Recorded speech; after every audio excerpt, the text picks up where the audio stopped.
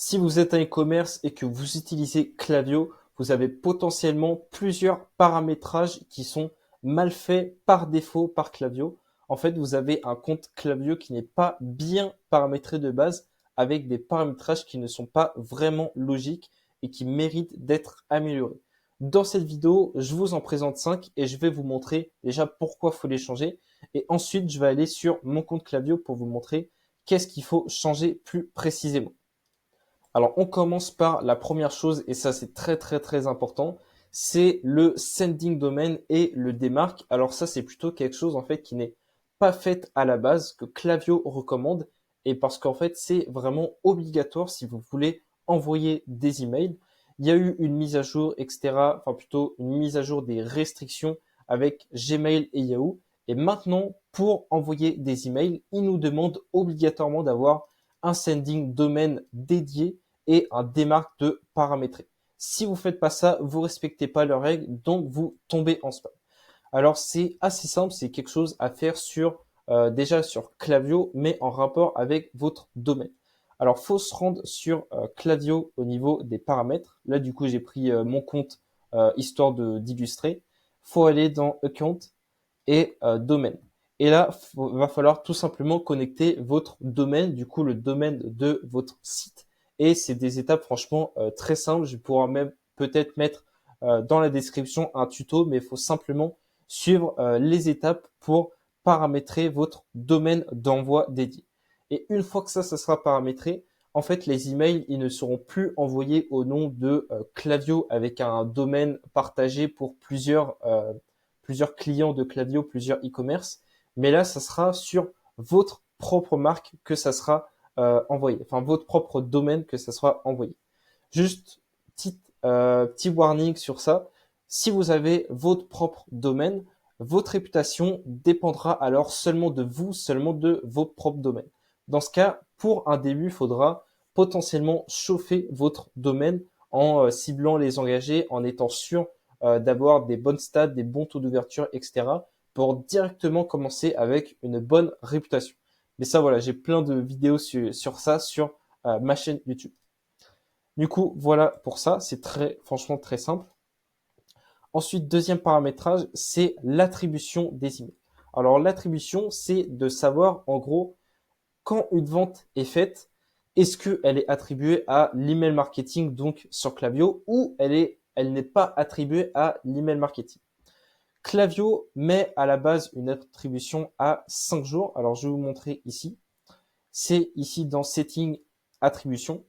Klaviyo met de base à 5 jours ouverture et clic. C'est-à-dire que si une personne ouvre un email le 1 janvier, bah par exemple le 2, 3, 4 et 5, enfin ça dépend de l'heure, janvier, si elle l'achète dans ces jours-là, la vente sera considérée comme une vente via l'email, via Klaviyo, car c'est une fenêtre de 5 jours.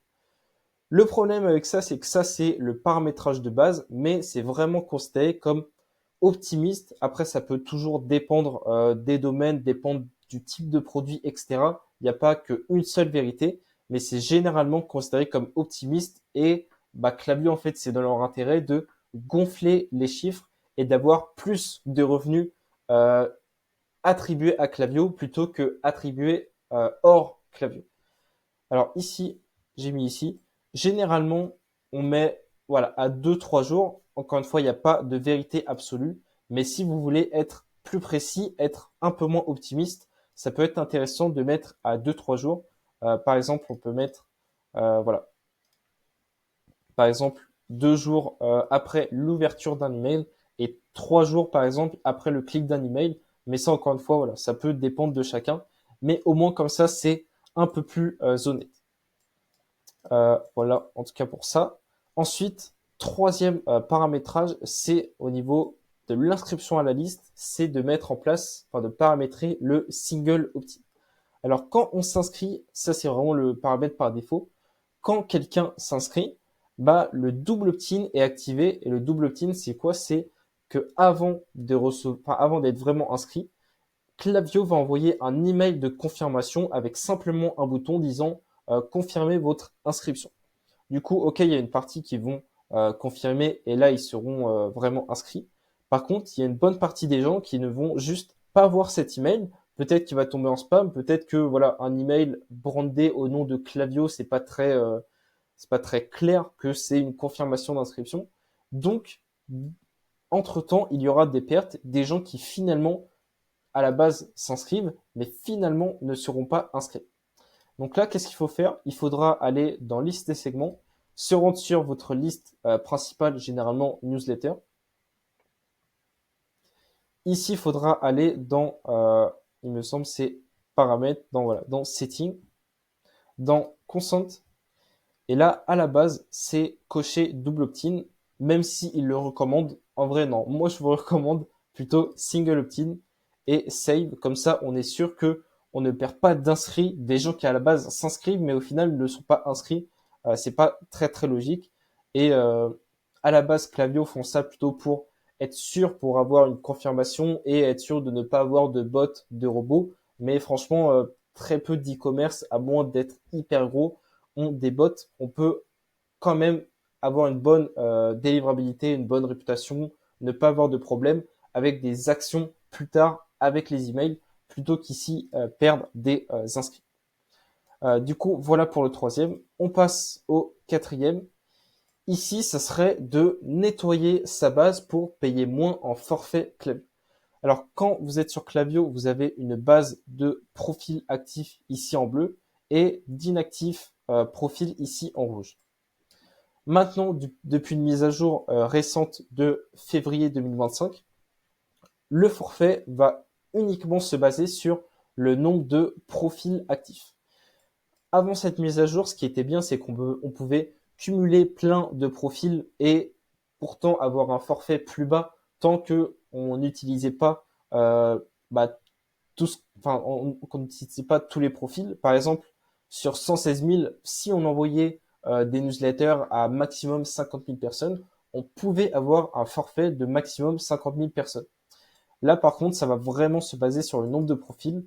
Donc là, le but, c'est ici, on a une balance, enfin, vous avez une balance sur votre e-commerce de profil actif, profil inactif. Le but, ça sera simplement de faire un nettoyage, de garder les profils actifs vraiment les plus engagés, seulement ceux à qui on veut envoyer des emails, mais tous ceux qui sont inactifs, tous ceux à qui on ne veut pas envoyer d'emails, qui n'ouvrent pas les emails, qui ne cliquent pas, qui tombent en spam, qui ont déjà bounce, etc. Tout cela, on va vouloir les désactiver, les transformer en inactifs. Pour les désactiver, c'est pas très compliqué. En fait, il faut faire des segments qui du coup remplissent les conditions, enfin qui ont plusieurs conditions qui font que toutes les personnes inactives vont rentrer dans ces segments.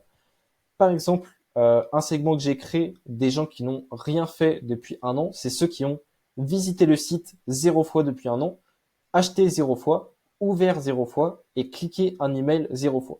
Cela, c'est-à-dire qu'on est sûr qu'ils sont inactifs. Ensuite, qu'est-ce qu'il faut faire? Alors, je vais aller sur un segment pour montrer. Voilà, ici, c'est juste un bouton à faire. Voilà. Du coup, c'était quoi? C'était ce segment. Ce qu'il faudra faire, c'est simplement cliquer sur Suppress Current Member. En fait, ce n'est pas une suppression et les profils ne seront pas supprimés de votre Klaviyo, mais ils seront plutôt désactivés ou ils vont passer en inactif, mais toutes les infos des clients, toutes les données resteront dans Klaviyo. C'est juste qu'ils ne recevront pas les mails et ils seront dans la case inactif. Mais au moins comme ça, vous allez vraiment économiser énormément sur votre forfait Klaviyo parce que si vous ne le faites pas, en fait, vous serez vraiment surpricé ou Klaviyo va vraiment vous faire payer trop cher pour quelque chose que vous n'utilisez pas autant. Ensuite, cinquième paramétrage, c'est désactiver le Smart Sending dans les flows. Alors, en fait, c'est de base un paramètre activé par défaut, mais qu'il faut bien penser encore une fois à désactiver. Encore une fois, quelque chose qui est par défaut, mais qui est pourtant pas génial. Alors, en fait, ici, je suis dans un flow. Quand on ajoute ici un email et qu'on clique dessus, on voit que ici, c'est coché automatiquement Skip Recently Email Profile.